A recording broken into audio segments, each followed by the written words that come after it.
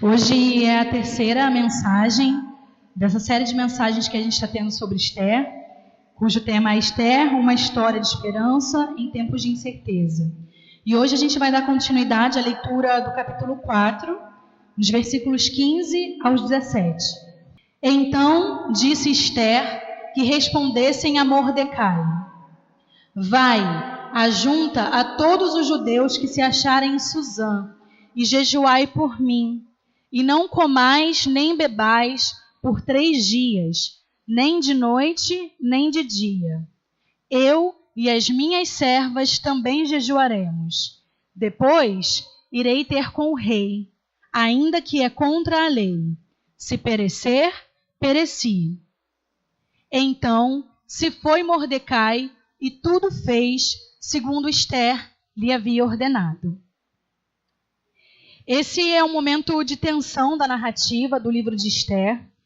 Para quem está acompanhando as mensagens, na semana passada a gente leu os primeiros 14 versículos do livro, e esses são os versículos derradeiros, do capítulo 4. E para a gente se situar nesse contexto da mensagem de hoje, a gente vai relembrar um pouquinho do que a gente está trabalhando até então a respeito do livro de Esther. Na semana passada, o Maurício leu com a gente o texto em que falava que foi dado o decreto para que o povo judeu fosse exterminado no reino da Pérsia. O povo se entristeceu muito, vestiu roupas de pano de saco, se entristecendo em todo lugar que a mensagem chegava, eles iam se entristecendo.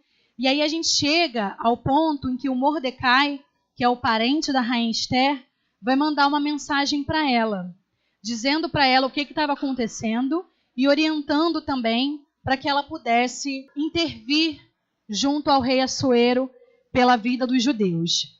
E aí eu vou ler o trechinho que está no capítulo 4, versículo 8, para a gente retomar. Também lhe deu o translado do decreto, escrito que se publicara em Suzã para os destruir, para que o mostrasse a Esther e a fizesse saber, a fim de que fosse ter com o rei, ele pedisse misericórdia e na sua presença lhe suplicasse pelo povo dela. Mordecai acreditava que a posição que Esther, que a parente dele, ocupava no reino da Pérsia, era uma posição fundamental para que houvesse um pedido de misericórdia junto ao rei. Na narrativa da semana passada, o Mordecai ele chega até o portão, mas ele não entra. Quem tem acesso aos lugares reais é a Esther. Então ele vai pedir, ele acredita que a posição que ela tem é uma posição dada por Deus para que haja uma intervenção. Então ele vai lembrar para ela que não só ele, mas o povo todo iria ser dizimado pelo decreto que havia sido feito. Então ele vai chamar a atenção de Esther e a gente vai ler que ela fica temerosa. Ela falou, você sabe que qualquer pessoa que se aproximar do rei sem que seja convidado, sem que seja ordenado, não tem outra sentença. Essa pessoa vai ser morta. É natural que a Esther tivesse medo. Ela sabia o que já tinha acontecido com a esposa anterior de Assuero. Então ela estava preocupada com o que ia acontecer. Então ela vai avisar o seu tio, mas o tio dela, ao invés de dizer, não, Esther, é verdade, é perigoso, não, ele vai chamar a atenção dela. E vai trazer palavras que podem parecer duras, mas que são palavras que vão modificar o posicionamento de Esther. Ele vai dizer para ela assim, no final do versículo 14, e quem sabe se para uma conjuntura como essa é que você foi elevada como rainha. Talvez a Esther, mesmo sendo uma mulher que era temente a Deus, mesmo sendo uma mulher que ouvia aquilo que o Mordecai dava para ela como orientação, como conselho, ela já não estava mais vivendo com o povo dela. Ela estava vivendo no contexto da realeza. Ela não estava mais experimentando os sofrimentos que as pessoas do povo dela tinham, sendo um povo subjugado por outro. Então, para ela é um contexto diferente, fora o próprio medo pela própria vida dela. Mas as palavras de Mordecai vão ser muito incisivas. Talvez é para isso. Não pense que porque você está dentro do castelo, porque você é a rainha, que esse decreto não vai pesar sobre você. Você é judia também. Assim como o povo que vai ser dizimado. Então ele está lembrando para ela, primeiro, quem ela é. A que povo ela pertence, apesar de ser a rainha da Pérsia. E também ele está chamando ela para tomar uma decisão. Ele fala que se ela não se posicionasse, a família dela, ela mesma, iria perecer. Mas ele está chamando ela. Deus vai mandar o socorro. Se você não se posicionar, Deus vai mandar. Mesmo que o nome de Deus não seja falado nesse livro, Mordecai está dizendo para Esther que ele tinha convicção de que Deus ia enviar o socorro que eles precisavam. O Deus sobre o qual ele estava falando é o mesmo Deus que já havia salvado, por exemplo, o povo do Egito. Mesmo depois que o povo sai do Egito com o coração endurecido de Faraó, com todas as pragas que foram lançadas, quando eles conseguem sair, o que acontece? Eles têm um mar diante deles. E atrás está vindo o exército. O mar é uma coisa intransponível, mas Deus abre o mar. Então Mordecai, ele é convicto de que Deus vai mandar o socorro para o povo.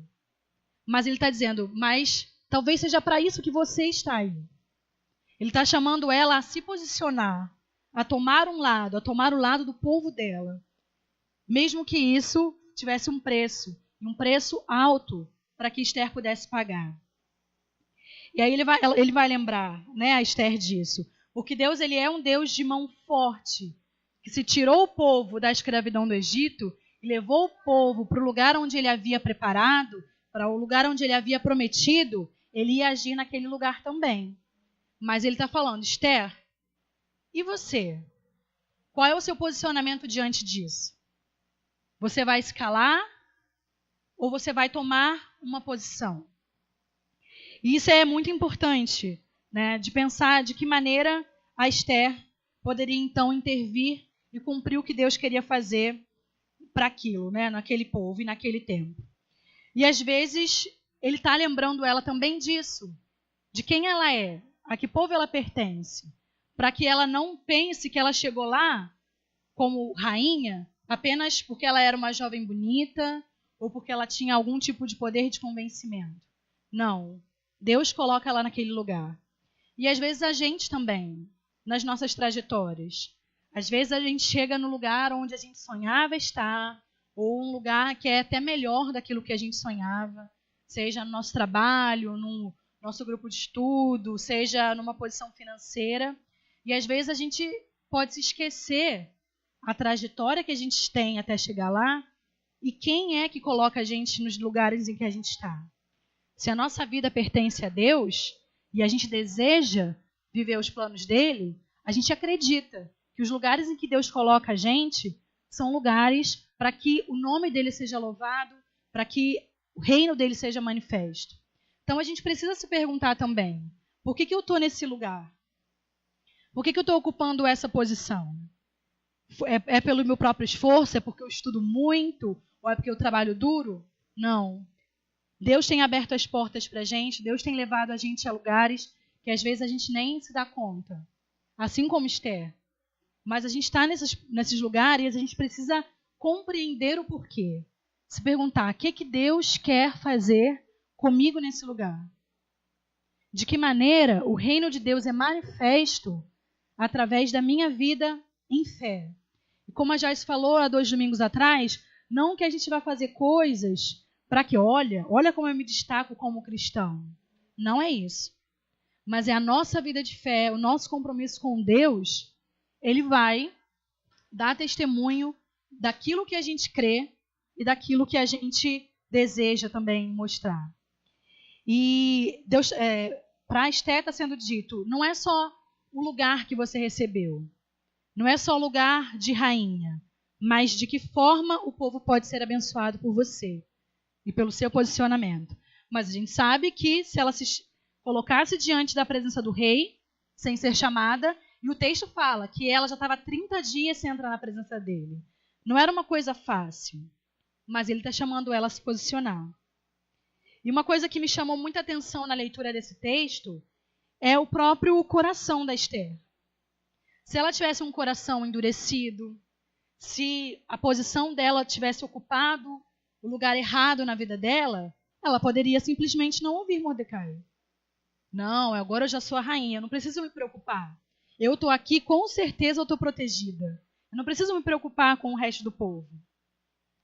Ou então que outras pessoas, se ela seguisse os próprios conselhos dela, ou seguisse os conselhos de pessoas que estavam, por exemplo, trabalhando para ela, os servos, as suas mulheres que trabalhavam para ela, todo mundo ia dizer que é loucura.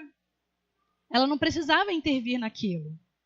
Então, se ela pensa só na própria vida dela, e se ela tomasse o conselho de pessoas que não estão conectadas com Deus, ela poderia negligenciar completamente aquilo que o parente dela estava pedindo e orientando ela a fazer. Então, ela mostra um coração sensível. Sensível não só às palavras de Mordecai, mas às palavras de Deus. O coração dela não é um coração endurecido. Ela não está pensando só nela mesma. E essa é uma característica muito interessante. Isso me fez pensar também de que maneira eu e você também estamos atentos para ouvir aquelas pessoas que estão nos direcionando pelos caminhos de Deus. De que maneira eu escuto a minha liderança, de que maneira eu escuto os cristãos que são mais velhos e têm mais experiências do que a gente, e de que maneira eu permito que pessoas possam me ajudar na trajetória e não só ter um coração insensível, um coração endurecido, sempre achando que o meu modo de seguir a Deus é o melhor, o meu modo de seguir a Deus é o mais correto.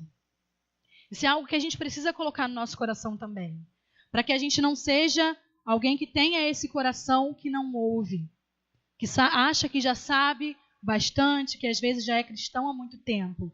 E aí a gente chega então num período em que a Esther vai decidir se ela vai tomar um posicionamento ou não. E aí ela vai, toma uma decisão e pede que enviem a resposta para o Mordecai, para o parente dela. Ela se posiciona primeiro. Ela compreende o privilégio que ela tem de estar naquela posição. Ela é a única pessoa que outro judeu teria acesso ao rei, se não ela. Ela toma a decisão e manda a resposta para ele. Só que ela sabe que não tem acesso simplesmente. Então ela não vai dizer apenas, não, tudo bem, eu entendo o que eu tenho que fazer, vou fazer e vai dar certo. Não, ela se programa e pede auxílio ao povo e ao seu tio para que eles pudessem jejuar durante 3 dias e se preparar espiritualmente para aquilo que eles estavam desejando que ela fizesse. Ela não só entende que ela precisa se consagrar, se preparar, como ela está conclamando o povo a se preparar junto com ela. E ela vai e pede para que eles jejuem. Ela diz que não só ela, mas as servas dela também vão jejuar durante 3 dias. E ela entende que como alguém que ela vai representar um povo, ela não pode chegar só por ela mesma. Ela não pode contar apenas com o fato dela ter sido escolhida dentre muitas mulheres para ser a esposa do rei. Não é a beleza dela, não é o poder de convencimento dela. Para que ela casasse com Assuero, ela precisou se preparar durante muito tempo com cuidados de beleza, dentre outras jovens que estavam se preparando também. Mas para aquele motivo, que não era só a respeito da vida dela, mas a respeito do povo dela, ela entendia que ela precisava de outro tipo de preparação. Ela precisava de uma preparação espiritual. E é uma preparação que ela não vai fazer sozinha. Ela vai contar com outras pessoas. E ela está realmente decidida. No versículo 15, na parte B, a gente vai ler assim: irei ter com o rei, ainda que é contra a lei. Se perecer, pereci. Se tiver que morrer, eu vou morrer. Mas eu preciso me preparar para isso. E ela vai se preparar através do jejum, que é uma prática espiritual muito importante. É um jejum de 3 dias completos. Não comer nem de dia e nem de noite. Então, uma preparação, uma consagração a Deus, para que ela não só fosse fortalecida, mas para que Deus ouvisse o clamor do povo também. E a gente sabe que se o Assuero não estendesse para ela o cetro de ouro, ela seria morta. Então ela está disposta a perder a vida para tentar fazer com que o povo dela fosse salvo. E talvez eu e você não precisemos experimentar na nossa vida uma morte física. Talvez a gente tenha que Deus peça coisas a gente que a gente não vai morrer fisicamente. Mas às vezes vai pedir para a gente o estilo de vida que a gente está levando. Às vezes a gente vai precisar abrir mão de coisas que a gente tem às vezes como preciosa, como lugar de rainha que ela tinha, para que a gente possa viver aquilo que Deus quer fazer. Realmente estar com o nosso coração disposto e não nas coisas que o dinheiro pode comprar ou que as posições que a gente tem podem nos dar. Às vezes a gente não quer sair de um grupo que é precioso para a gente não quer deixar de ocupar uma posição importante. Mas às vezes para que a gente reafirme a nossa fé, reafirme a nossa convicção em Cristo, reafirme os valores do reino, a gente precisa romper com as posições que a gente tem. E isso é muito duro. É muito difícil. E a gente precisa disso, né? Independente da sociedade que a gente está vivendo, independente do contexto em que a gente está vivendo, a gente precisa saber realmente a que reino a gente pertence, a quem a gente representa. Para a gente se posicionar e cumprir aquilo que Deus deseja de nós, e não os modelos que a gente acha que é de Deus, né? A gente precisa primeiro entender aquilo que Deus deseja de nós, a gente precisa pagar um preço. Esse é o tema dessa mensagem de hoje. Estar disposto a pagar um preço. Mas essa mensagem também, como uma mensagem de esperança, vai mostrar para a gente que a gente não está sozinho. Esther, ela pôde contar com todo um povo que ia jejuar com ela também. Com as orações, com a intercessão. E a gente também, a gente não está sozinho. Às vezes a gente pode se sentir sozinho e às vezes a gente pode até optar por andar sozinho. Mas não é isso que a gente é chamado a viver como igreja. Como igreja, a gente precisa de outras pessoas que nos ajudem a passar pelas lutas e nos ajudem a lembrar também quem a gente é. Não deixar que as coisas que a gente vive tomem o lugar do nosso coração. Então, a gente precisa de irmãos para caminharem com a gente e para que possam interceder por nós também. E aí eu lembro daquele texto em que Jesus diz que Ele vai estar conosco todos os dias, até a consumação dos séculos. Nós temos Cristo e nós temos a igreja também, para nos ajudar a passar pelas lutas pelas quais a gente vai passar. É impossível a gente não passar por nada, a gente vai passar. Que a gente possa contar uns com os outros para isso. E a conclusão que eu chego desse texto é: vai haver momentos na nossa vida em que a gente vai ter impasses entre fazer aquilo que Deus deseja ou continuar seguindo os modelos que a gente acha que são bons para a gente. Mas a gente precisa tomar um posicionamento. A gente não pode ficar em cima do muro para sempre. E para a gente tomar um posicionamento, a gente pode contar com Cristo para nos auxiliar a tomar as decisões e contar com a igreja também, para nos ajudar a passar por essas questões sem que seja algo tão pesado. A gente pode compartilhar o nosso fardo com as pessoas, ainda que as posições que a gente ocupa são posições únicas. Só Deus sabe porque colocou cada um de nós em determinado lugar. Porque eu e não meu irmão, porque você e não a sua mãe, só Deus sabe. Mas Ele também nos capacita e nos fortalece para isso. Mas a gente precisa estar com o nosso coração realmente atento. E o desafio que eu vou deixar então para a gente nessa semana é pensar nas posições que você ocupa hoje, seja na sua família, seja no seu trabalho, na sua escola, na sua faculdade, e pensar de que maneira o nome de Deus pode ser glorificado e o reino dele manifeste nesse lugar através da sua vida. E pensar quais são os preços que a gente tem optado por não pagar. Quais são os ambientes confortáveis dos quais a gente não quer sair. Mas que o nosso coração seja como o coração de Esther, disponível a pagar o preço, mesmo que aquilo custe algo que para a gente possa parecer muito precioso. Mas na verdade não é tão precioso assim. Preciosa é a nossa salvação e aquilo que Deus tem para cumprir na vida de cada um de nós.